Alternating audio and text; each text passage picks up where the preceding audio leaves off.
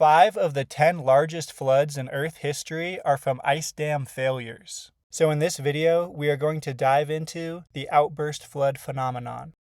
A solid glacier or ice sheet can make a very good dam. When the water level rises high enough, it can actually float part of the glacier. A current then flows under the ice and quickly erodes a channel that allows the lake to rapidly drain, creating an outburst flood. But can this really explain the Missoula and Bonneville floods? Well, the largest of these to be observed was Catalina Lake in East Greenland, where almost a cubic mile of water was released. Lake Missoula held 500 cubic miles of water, and Lake Bonneville held 1,200 cubic miles. This is based upon the topography of the basins and the highest shorelines. I think that the outburst flood theory is definitely physically possible for both of these basins. But based upon the erosional evidence of the outflow, I don't think this is what happened. The flow trajectory doesn't match for Missoula, Bonneville, or Agassiz. In this video, we are going to examine the Bonneville flood path. Okay, so this is where Lake Bonneville was, and this right here is Red Rock Pass. So this is the valley that the lake drained from. So imagine the Laurentide ice sheet all across here, and when the water level rose high enough, it broke through right here at Red Rock Pass, and then you've got a catastrophic water flow as a subglacial river. Okay, this is the third largest flood in recorded geologic history, and this is the erosion. You ready for it? It's catastrophic, you guys. Did that just blow your mind or what? Yeah, so there's barely any erosion here. Okay, this right here, this is fertile farmland. Okay, you would expect this to be scablands, where it's just bedrock, eroded into gnarly shapes. Right here, we've got less topsoil, so it's a little bit more of a scabland. And we can see some river terraces here.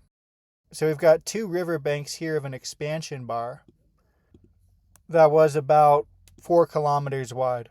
These aren't even very large cliffs either. This is very mediocre stuff to call this the third largest flood in the world. Okay, so it just doesn't fit. The erosional evidence doesn't fit. And so you would also expect that this channel, all of this lake, I mean, we're talking about a 1,200 cubic mile lake draining through here in a catastrophic event. It would have so much inertia that it would carve a deep channel right here and it would keep going.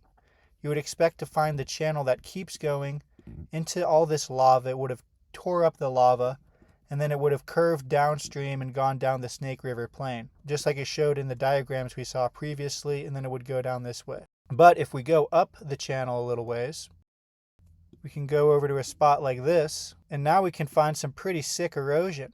Right, so now we've got some drumlins. All right, these are features that take high-speed sheet water flow to form. So imagine sheet water flow just flowing down the Snake River Valley, and you've also got ripples that form perpendicular. So you've got the drumlins that form parallel, and then you've got the ripples that line up perpendicular. So everything you'd expect from huge sheet water flow flowing down the Snake River Plain. Even though this is much more impressive, it has nothing to do with the catastrophic draining of Lake Bonneville. Was there an ice dam up here that broke free? Well, there's not exactly the topography for that, right? There's some valleys, but there's not a huge basin that would be perfect for that. So the Bonneville flood theory just really doesn't cut it for me. Okay, but now let's look into the lake basin here.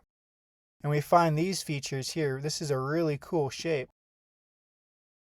So let's orientate ourselves the way the current was facing. So here you can see on this one how the water streamlined around this way and it streamlined around that way.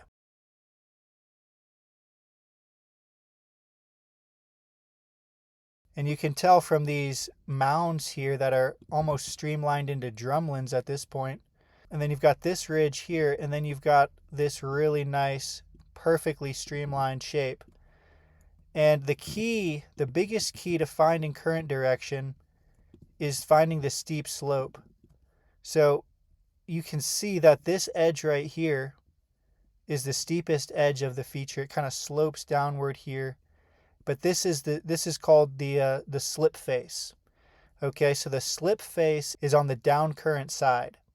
So you've got the slip face and the streamlined feature showing that the water current flowed downstream like that. But wait a minute, the lake drained this way. It didn't drain this way, it drained that way. Oh shucks. Okay, too bad, doesn't matter. Okay, so that doesn't meet our first expectation. Then we go over to this spot, and now look at what we find here. Similar feature, both rounded, but now let's look at the slip face here. The slip face is clearly on this side. So this means this is the down current side.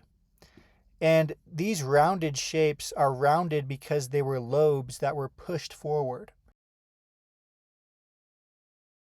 So that's why the streamlined versus sediment lobes can be confusing, but the real key is on the slip face. So we've got these sediment lobes being pushed forward.